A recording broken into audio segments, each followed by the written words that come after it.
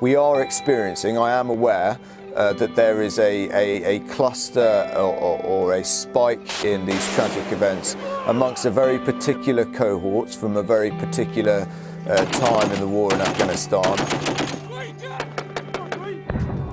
I'm truly sorry. I'm sorry that they feel that the armed forces, that the NHS, that government has let them down. There's no words that can replace their loved ones. We must improve. Every single one of those suicides is an absolute tragedy, and I absolutely feel for the families and friends that are involved, and we must get better. There is help out there, and I would urge others to speak up and seek that help.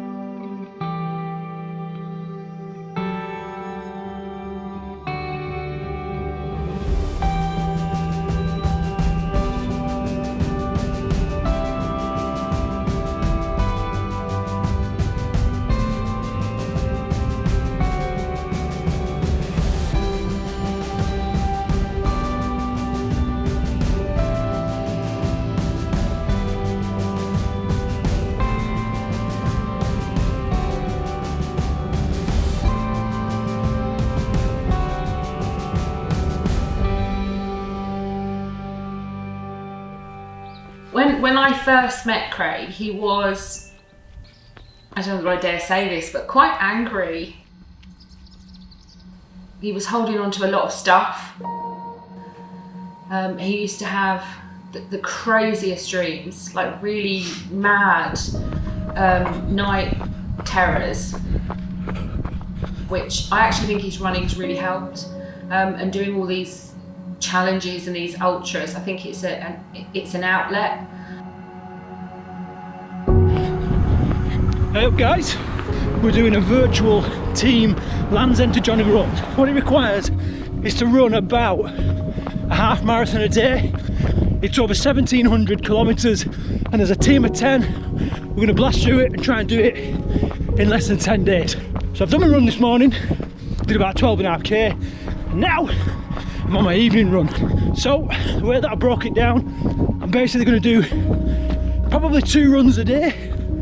So I'm going to start off in the morning and do like an early morning steady little run, sometimes on the treadmill, and then in the evening do another run just to top up the miles. So how's it going? Well, not great. So I twinged my calf about a week ago. That's playing up. I've got some tape on my calf. It is helping a bit, but it's definitely tight. You can definitely feel it. The other ankle is just sore. I don't know what's going on there, whether it's inflammation around the joint, a bit of swelling. I don't know what it is, but I'm gonna have to ice it and elevate it tonight, see if I can sort it out. This isn't sweat, this is liquid awesome. But to get this liquid awesome going, I've just come up a hill. I've done about a mile, maybe it's a mile and a quarter. Forgot to start my watch. What an absolute biff. You don't need to be forgetting to start your watch when you're doing stuff like this, but I did. So the charity is the Royal Marines charity, and they support Royal Marines and their families during challenging times. Now, I've done things for service charities in the past, very proud of it, but I did fall out of love with service charities at one point. When I left the Marines, I did fall in hard times, I really struggled. Anyway, needless to say, I reached out to a couple of charities, not the Royal Marines charity. I don't even know if it existed then. And I was kind of let down by them, to be fair. Well, I certainly feel like I was. So to do something for a service charity now, I felt a little bit strange. But one thing I do know is that the Royal Marines is a massive brotherhood, and I think it's right that I do a bit now, because it's not about the charity, it's about the lads and their families that are struggling right now. Well, originally Jamie Miles got in touch and asked if I would help sort of get some of the guys ready for a couple of challenges that they wanted to do, and they were putting together a challenge called the Green Yeti Challenge. Jamie Miles was a guy that I deployed with to Afghanistan in the Marines. It's funny, when you leave the Marines, you lose touch with a lot of people, but every now and again you just come across people, and it's like you never really spent any time away. Okay, about 4.5 miles into this second run of the day. It's funny running down some of these lanes. They actually remind me a lot of the lanes you run down when you're doing commando training down in Devon. It's funny, this event is triggering a lot of nostalgia. There was a few ex-Marines on the team, a couple that I knew, a couple that I knew of, plus some civilians. It was a good mix. One person in particular was Marty, and to see his name on the group email was really really nostalgic for me, because I was what they call back trooped, so I had to go back, do a little bit of rehab on a funny old thing, a dodgy ankle, a dodgy Achilles, and then I rejoined the troop later in training, just for the latter part of the commando course, and Marty was my section commander. So, you know, to be doing this challenge with him some 20 odd years later was really nostalgic.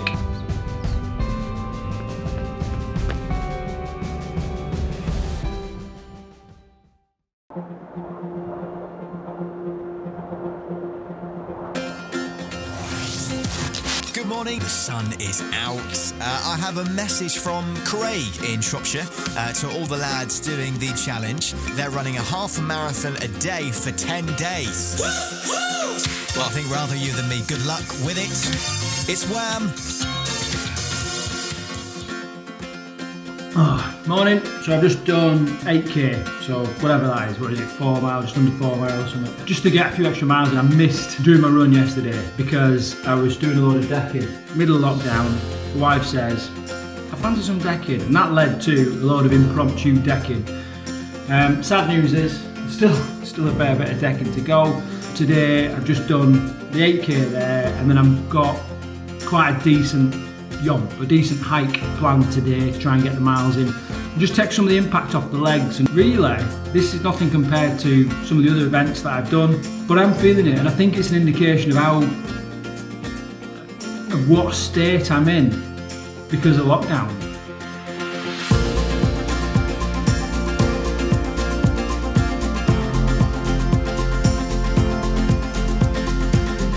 So here we are on a little hike. Actually really nice. We're doing a little bit of a recce for a run that I'm going to do later in the year, the Telford T50. Didn't we, champ? Who you may remember in the 100 miler video. Took care of all my support. Say again? 80 to 150. I thought it was the 101. So basically I just thought I'd pull back on the intensity and impact a little bit, and what I want to try and do is get about 15 mile just steady away. So I'm still getting the mileage in, but it's just not as impactful on my knees and all that kind of stuff. So here we are. It's actually really nice. You wouldn't think you was sort of in the middle of Telford. What's that over there, Andy? Like some kind of quarry or something? Yeah.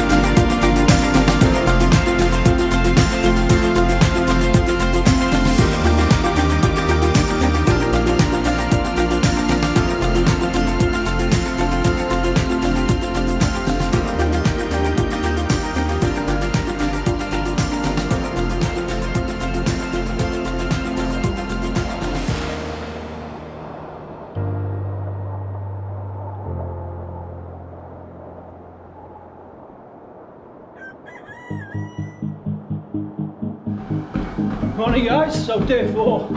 Basically, I'm feeling alright, still got a few aches and pains. It just proves to me just how important it is to get your recovery right. Yesterday was quite tactical. I wanted to take some of the impact out of it, but still maintain the mileage. And it worked. So here I am this morning. I'm going to do about an hour on the treadmill, whatever that is, mileage wise, 7 or 8 miles, I don't know. And then tonight, my wife's going to go for an MRI. And I can't go in the hospital with her, obviously. So what I'm planning on doing is when she's having an MRI, I'll just run around the car park. I don't know how long she's going to be in there, but I've set in my mind I'm going to run for as long as her appointment takes.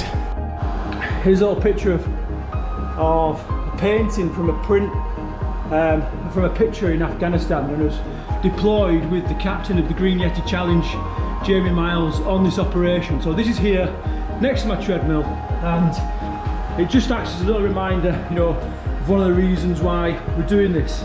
So down the bottom here, I have a picture of a commendation that for my work in Afghan, and so just on this left hand side, these pictures are from a race in Africa, in Kenya, where I got really sick. I had to have about 5 litres of fluid. I had to get helicoptered out. It was the worst DNF that I've ever had. So these just act as a little bit of a reminder when I'm running. This helps keep me going. So back on it today. A couple of little hot spots on the feet, a couple of little blisters, but all in all, pretty good.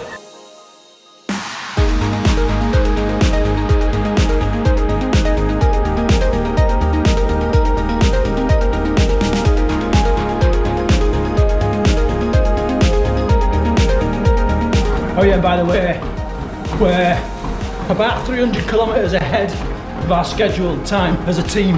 So this is brilliant, but I know a couple of people like me, bodies are starting to break down a little bit. So we'll see, still early days.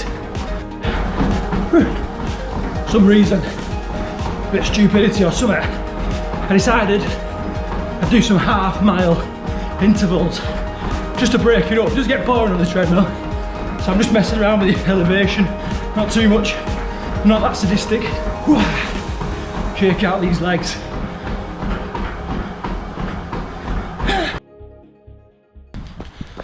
It's pretty mad how you've got to try and intertwine this within your life. My wife's got an MRI scan. She's in the hospital now getting the scan done.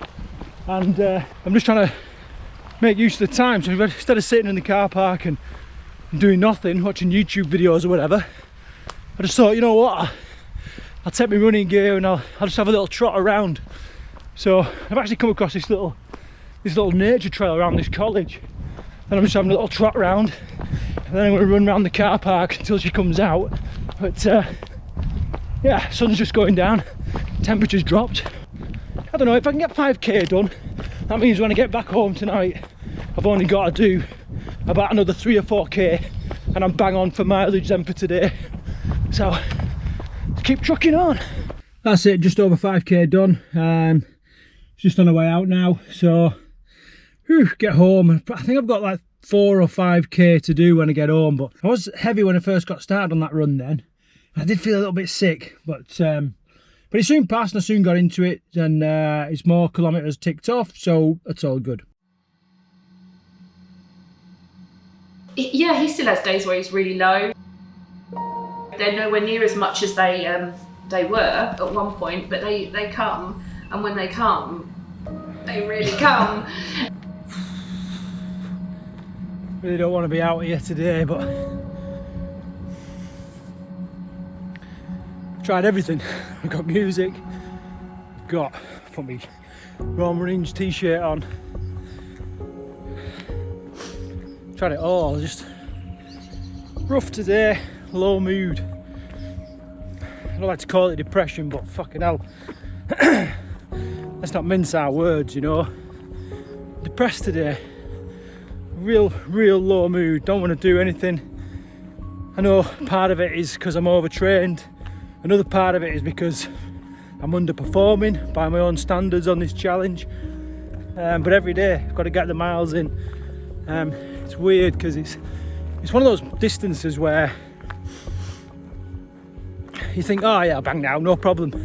But it's also one of them distances where if you think you can just cuff it and just make it up as you go along, it can catch you out, you know, and it's definitely caught me out. So I've taken the pressure off. I'm going to do whatever I do. I've got a couple of rest days. I've got the big race coming up on Saturday where I'm going to go for 100k. That just seems miles away right now, but we'll see. We'll see. I've turned myself around in the past.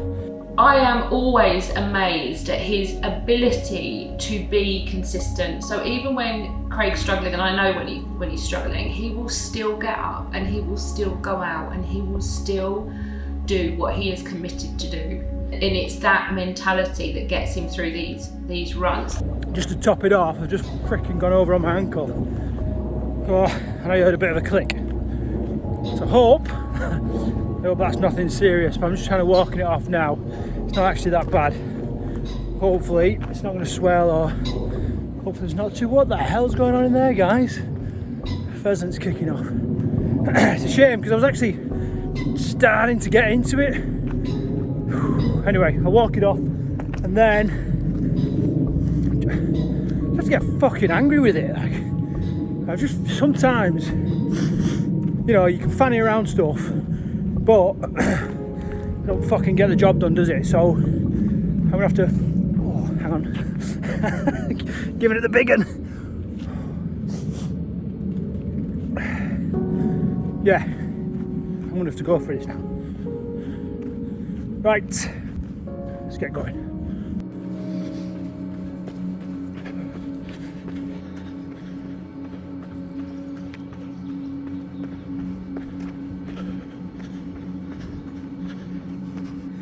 Right,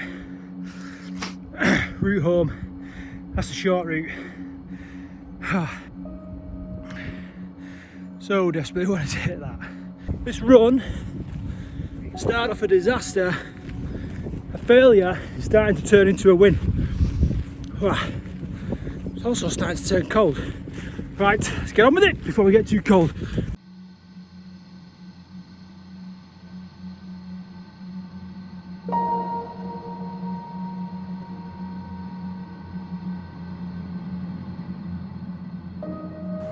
I just stopped at a really popular, if you can call it that, suicide spot here in Shropshire where I live. But there was a couple of people there and I was having a drink and I got talking, you know, basically asked them to take a selfie of me. Turns out they were just taking a little bit of time remembering somebody, a young person who killed themselves there. But I felt it quite poignant to run out to this point. It's actually a beautiful point. On a day like today, not saying I'm suicidal or anything like that, but I have been in the past, and you know, I know people that are perhaps watching this or have been recently for a whole load of different reasons. And my dad used to have a saying. People used to say, "How's it going?" And he used to say, "You know what? Same shit, different depth." And that's exactly what life is like. You know, everybody's got their own bit of shit to swim in and to wade through. And throughout the year, the depth changes. It's always there. The reason why I'm saying that is it makes it all right then to freaking talk about it.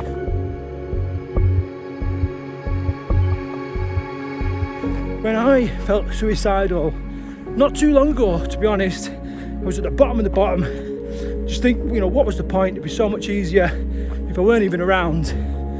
Starting to talk about it, starting to open up, coupled with running and getting exercise to change my state, was just pivotal in me breaking through that mood. And now, don't get me wrong, you never truly get rid of it forever. Sometimes it's always there. You just learn to fly above it, you know, you just learn to cope with it better. Today's a down day, tomorrow might be better, I don't know. But it's definitely worth getting through today to see.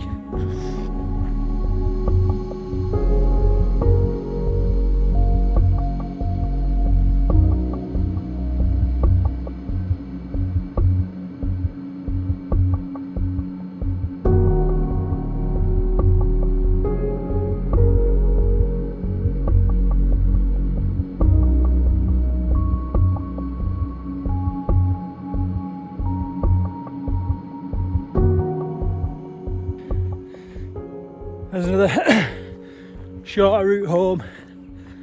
Ankles are sore now. Both ankles, not just the one I twinged. Probably just the impact and the, you know, daily pounding. I mean, I don't do this much mileage or this too much time on my feet normally. So, yeah, it's definitely having an effect. So anyway, I'm going to push out another, what have I done? I've done like 15k. I'm going to push out another 2-3, hopefully get up to like 20k or whatever, and then get back and get some ice on my ankles and kind of live to fight another day really. So head down this road. It's not going to be ideal for the ankles, but it is what it is. It's starting to get dark as well. I need to get back and put my chickens to bed. Oh man, that was long, slow, but I always say it doesn't have to be fast and it doesn't have to be pretty, it just has to be done. It's definitely one of the days where I just needed to grind it out and get it done. So I'm just coming up to 20k. I've got, what is it, I don't know, 3/4 of a mile, hit the half marathon, and there's home. I'm probably just going to run up and down this lane. I can't go out, go through all that crap and not hit the half marathon now, so I've got to do it. Right, I've got my little companion. She's going to help me for this last half mile or whatever it is. Come on then now, let's go. Just pleased to have got through this. I've got some serious recovery to do tonight. Got to ice the ankles and try and sort them out, but yeah, miles in the bag, all goes towards the charity, all goes towards the event, all good.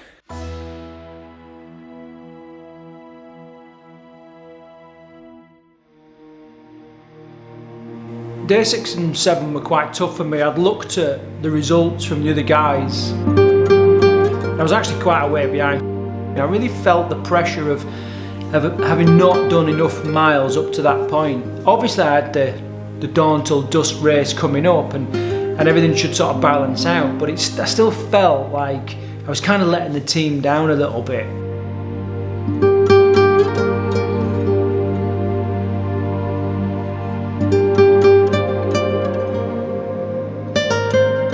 For those couple of days, as I always do, Paul will tell you, I kind of moped around, just trying to get things ready, concentrating on things that I could actually influence. So, you know, looking at the food, just looking at the kit, keeping an eye on the weather, working out the mileage, the different points where I'd need to be at certain times, and just getting my head straight really. And it's amazing how big a part that plays when it comes to your psychological arousal for an event. Like, I didn't feel ready a few days before, and I struggled to do a half marathon the few days before, and here I was, you know, I was about to do 100k, and I'd kind of thought about the pain that I was going to experience and what the consequences of that would be, and I accept those consequences.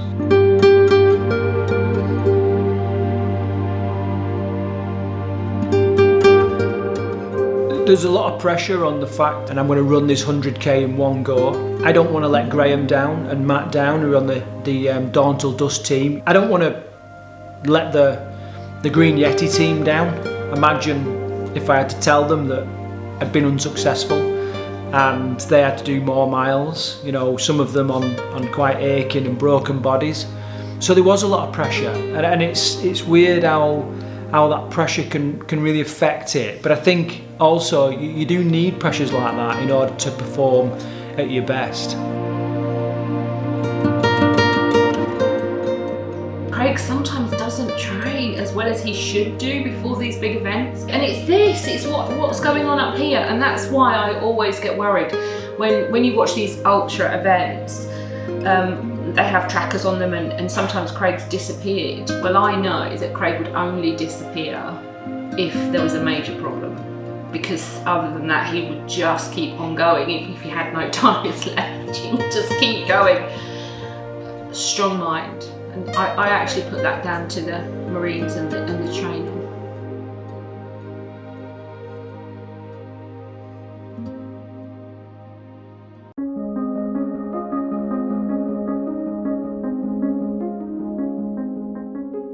Yeah, with 2 days, there's not a lot you can do in regards to rehab and recovery. And so I went to see my usual therapist, Ash, and he just absolutely battered my calves. And he said, you know, I'll go as deep as I can so that any bruising you get from the massage will have eased by the time you come to do the run. I mean, that is something you just do not want to hear from a therapist. So he did, you know, he really got his thumbs in, and that hurt. And finished off with some dry needling, which I've had before and has really helped before, but I was a bit skeptical on how much it would help this close to an event, like just one treatment of it. But I thought I've just got to give everything a go that I can. And I did my other little bits of rehab, like the compression work, getting the blood flowing, a bit of self-massage, a little bit of ice and an elevation whilst I was asleep at night. Fundamentally, the way that my body is right now is how I'm going to start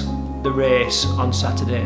I was concerned about the amount of tarmac I'll be running on. You know, I'm used to trail running and running on soft ground, so the tarmac really was going to play a part. I had to switch from my normal trail running shoes to a road running shoe. So hopefully that decision would kind of work out.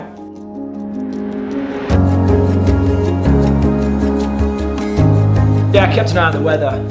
The weather was due to be wet, quite blustery, which is never great when you're running. But it is what it is. You know, it's not like we could choose the date or anything like that. And all these things, there's just no point worrying about it too much. Far better concentrating on food, fuel, hydration, pace, and really thinking about that stuff that you can actually influence.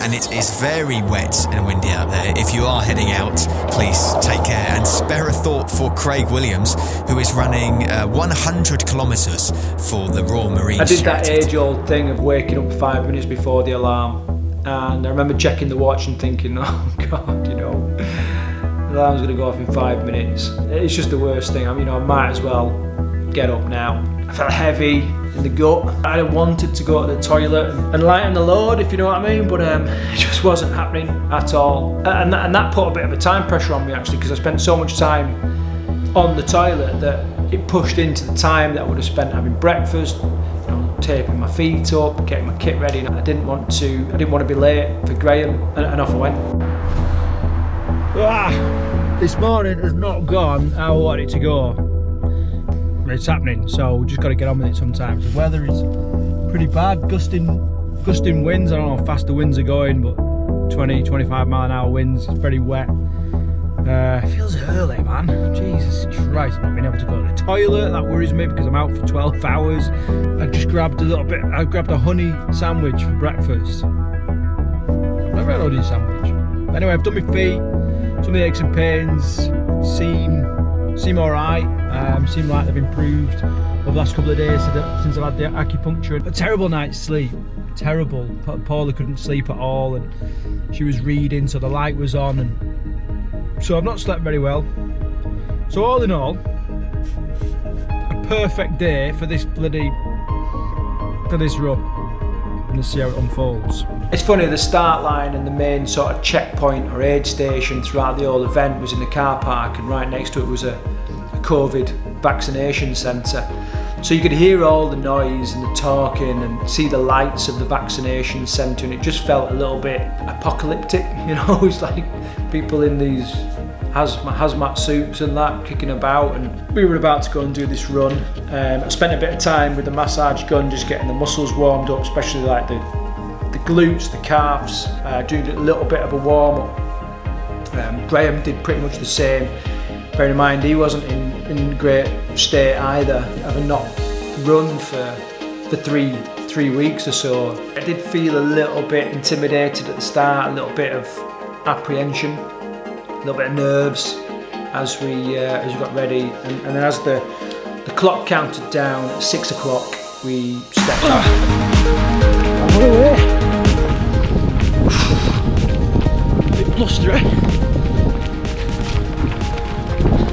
too bad. How are you feeling? Time will tell. Well, only 12 hours will tell. Oh. 2.5, nearly 3 weeks without a run at this point. So it could be interesting. Yeah, both a bit crippled. Let's see how we go. Basically the route was like almost like a figure of 8, and the first half of the figure of 8 had the majority of the elevation, but I just thought it'd break it up. If we get a couple of those laps in first, then it'll just break it up, and then when we're up on the other half of the figure 8 later on, where it's a little bit flatter, then you know it won't be quite as boring, bearing in mind we'll be running that same route for 12 hours.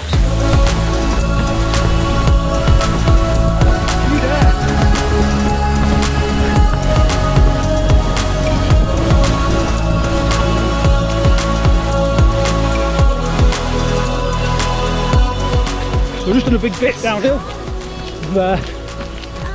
Slightly ahead of pace. Not too bad at the start. Needed to get warmed up as well. It's a bit chilly. But we've got a big bit of uphill now for about 3k. So steady away on that. All good to start with. Feeling alright? Yeah, sound. Yeah. The pain, the fatigue is coming later. Lovely. Can't wait.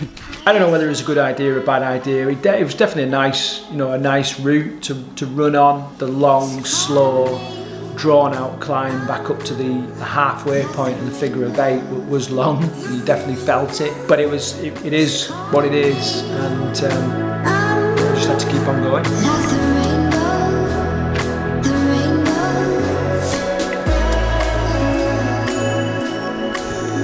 Yeah, the pace was slow. I knew it was going to have to be slow because we was running for 12 hours, but it wasn't my usual kind of strategy. Normally I would kind of push on a little bit whilst I'm fresh, get a buffer in the bag so that as I kind of slowed down later on, or if there was any mishaps, probably a moment of nausea or a bit at a time where I need to get a bit of hydration on, sort some blisters out. At least I had time in the bag, and I just didn't have anything like that. I just felt like I was constantly chasing the time, I was constantly looking at my pacing against distance, and I just felt like I was really pushed for time. I didn't like it, I didn't have a warm fuzzy feeling about it, and just cracked on. Now I know some runners are quite happy with that, and they'll run with a ghost runner on their watch or whatever, and kind of stay with them, knowing that as long as they stay with them, they'll be fine when they get to the end. And that's all right, but that doesn't allow for that amazing effort that you have on race days sometimes, where for just some reason you go that little bit quicker, and you just alter your beliefs about your own abilities. So if you're constantly on a level, all right, you might guarantee you're going to get through, but one thing that I can try and live by is that other people's maximum should be your minimum, and I just didn't like it. I didn't want to be running like that.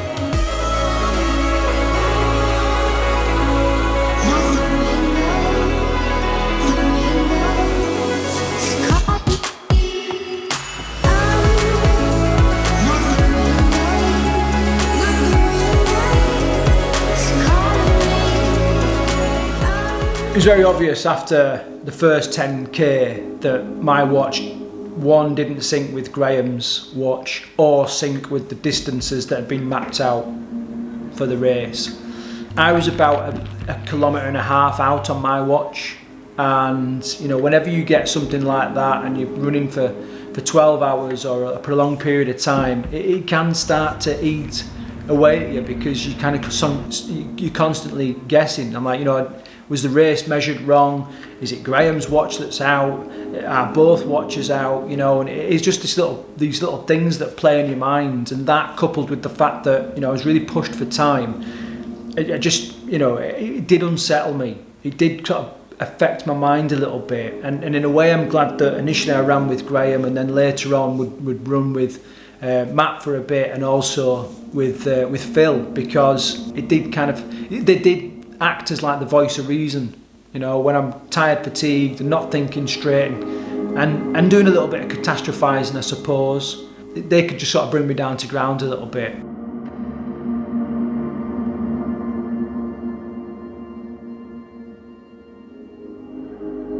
We saw a couple of jays, and I said, "Oh look, 2 jays," and Graham said, "Oh yeah, and 2 dinosaurs," and I was like, I laughed, but I'm not sure what I'm laughing at. And then all of a sudden, on the side of the track is like 2 massive dinosaurs. It was completely bizarre, but it was good to, you know, to break up the route.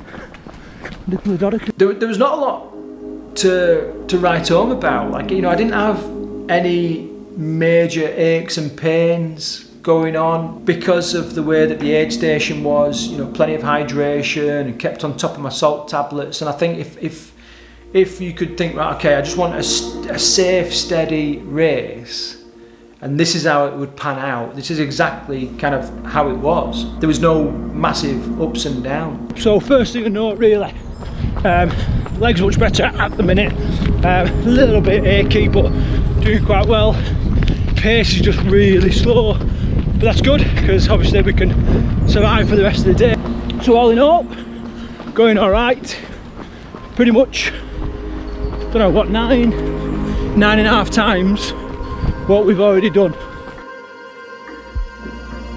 Yeah, not a bad route, you know. It's quite interesting. A lot of industry, a lot of like traditional industry around here that I kind of never really thought about or knew about. There's some really interesting tunnels. I'm not into tunnels, I'm not into freaking chimneys, but I'm into interesting stuff to look at when you're running along, take your mind off it. So yeah, it's good, it's a good little route. The weather's not too bad, it is windy, it is chilly, and there are a few spots of rain. Hopefully if it stays like this, it's actually, apart from the wind, pretty good running conditions, so quite hopeful.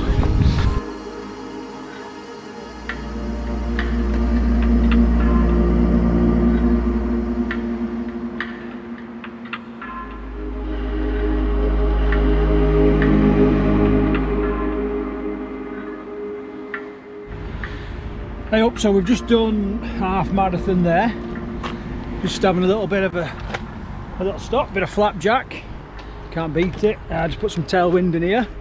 Alright, maybe it's a little bit slower than I would have hoped, but we're still on track, we're still really on track to do the distance we want to do. So yeah, keep these stops short and crack on, get it done.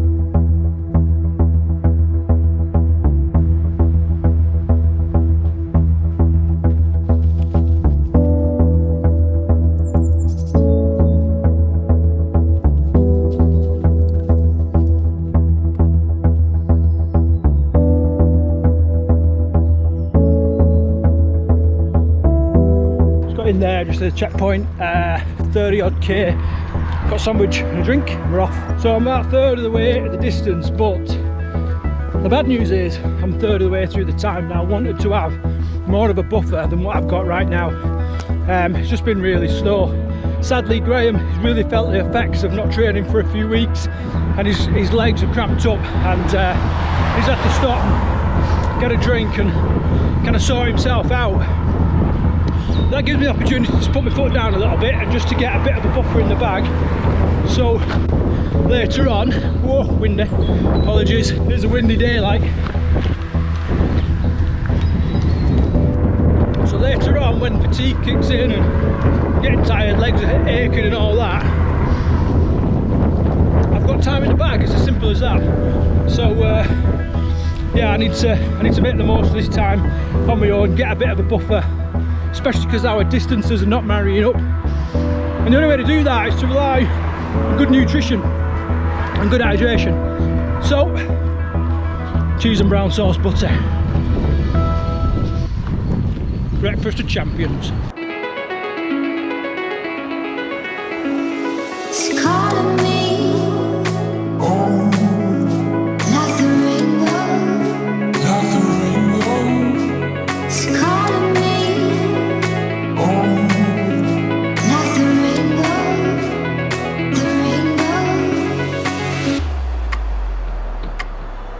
That's it. You just hit a marathon distance. Look who's here. Feeling alright, just had a bit of a Starbucks cappuccino and a cinnamon swirl. And then met up with Graham. I'm going to catch him up in a minute and crack on, do a bit more with him. I've also got a friend out on the course, another former Royal Marine, who I'm going to link up with and have a little bit of a trot with him, socially distanced of course.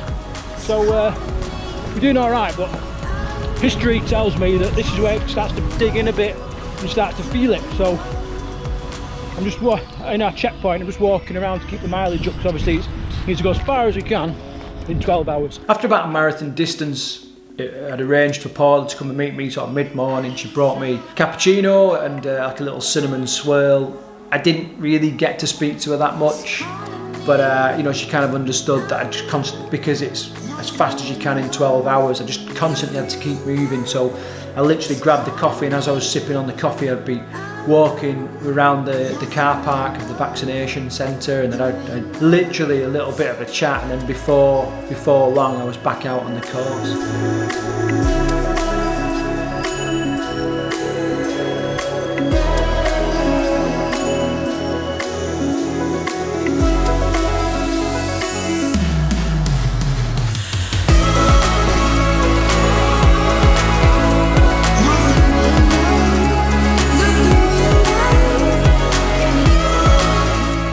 So my friend Phil, who I've known for many years, lives pretty close to the Silking Way where I was doing the event, and I'd said to him, look, if you're out and about and you're walking that day, or you're out jogging or whatever, come and do a couple of laps with me and help break up the time, and let's have a little bit of a natter. I eventually, met up with Phil on the track, and we ran together. Originally it was supposed to be for a couple of miles, and Phil just decided that he was going to stay with me, and after a couple of beers the night before and not much sleep, he actually did an impromptu marathon distance with me, which was phenomenal. Fucking hailstones. What's that about, Phil? Gotta laugh. Or cry. Look at that. My hair's freezing. Never ever underestimate the power of a good support team. You remember this fella from the 100-mile video?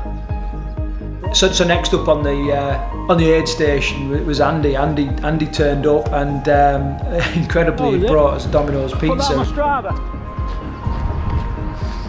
Same again in the checkpoint, just walking round, eating my pizza.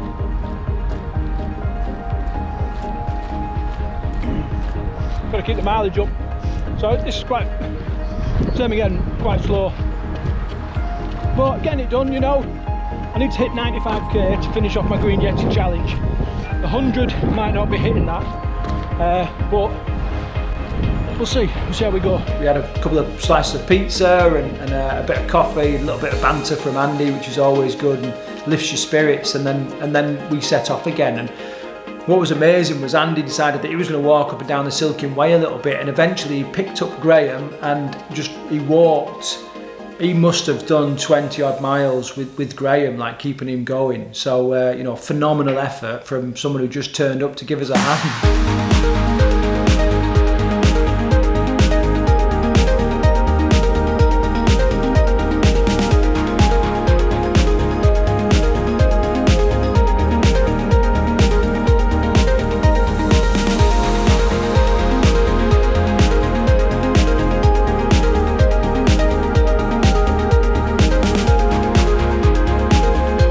As Phil peeled away, I had about 20 miles to go, and I just thought, right, now is my opportunity to put on a little bit of a last push, really, and just make these miles count. I didn't really know where I was. All I knew is that my watch was 15% out. Now on 100 kilometres, that's 15 kilometres out, and it's just a crazy amount. And I was constantly looking at my watch and knowing that it was off.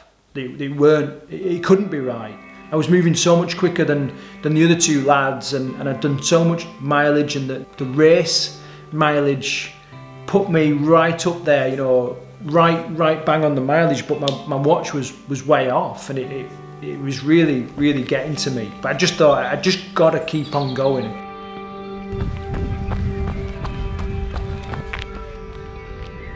So the way it worked out, I had 30 minutes to go, and I basically arrived back at the aid station, I thought, right, this is how I'm going to play it out. I'm not going to head back out on the course. It's flat in the car park. I'm literally going to run laps of the car park. I'm going to get somebody to check the tracker and get me a final distance. But in the meantime, I'm just going to keep on going. And I just kept on running around the car park and jogging around. The guys in the vaccination centre must be thinking, what the hell is this idiot doing? He's been to and from, he's been out there all day since 6 o'clock this morning, and you know, now he's running around the car park like some kind of idiot. 30 minutes to go. Only one thing for it. Ginger beer. But I just got to keep on moving until I got this final distance back. Right, let's go. 30 minutes hard graphs. Let's get this banged out.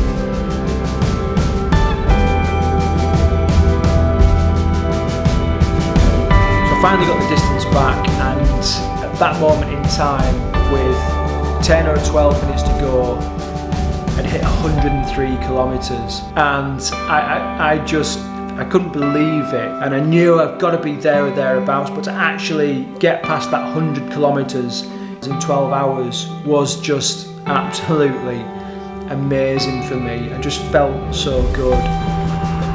Hey up guys, so this is the last couple of minutes. I've got my green Yeti mileage done. Everyone's happy with that. I'm not going to get a great deal more for the dusk till dawn. So I'm just walking around the car park, just getting a few extra metres and trying to stay warm. The temperature's definitely dropped. I'm waiting for Graham's coming now. It's another reason why I'm walking around, because I don't want to get too stiff before I drive home. I felt so fresh. I couldn't believe how fresh I was, and maybe it was because of the way it had panned out, where it had been just so well executed. Like I hadn't put that big push on at the front, and I just stayed with the pace. Maybe it was the fact that, you know, I was just in a much better condition than I thought I was. I just didn't know. I just knew I'd hit the distance, and I was so relieved for Graham. I was so relieved for Matt and the Dawn Till Dusk team. I was so relieved that the guys in the Green Yeti team wouldn't have to do some extra mileage, and that I'd actually lived up to what I said I was going to do. All in all, I was just absolutely elated. The thing about ultra running is that there are loads of peaks and troughs, and one of the best things that day was seeing Graham run across the finish line. I mean, he was in pain. It was the furthest distance he'd ever done by a long way, and to see him come across the line in tears, watching people bust through their barriers is just incredible. It was a moment that I'll never forget. The next day, there was a lot of the guys in the Green Yeti team had a few kilometres to finish off, and the plan was for everybody to finish at midday on the Sunday. So we was finishing a full day ahead, which is testament to the efforts that all them guys put in. To be part of that was incredible. We had a virtual celebration where we all had a beer and a chat online, and it really did set us up for our next event in the next couple of months.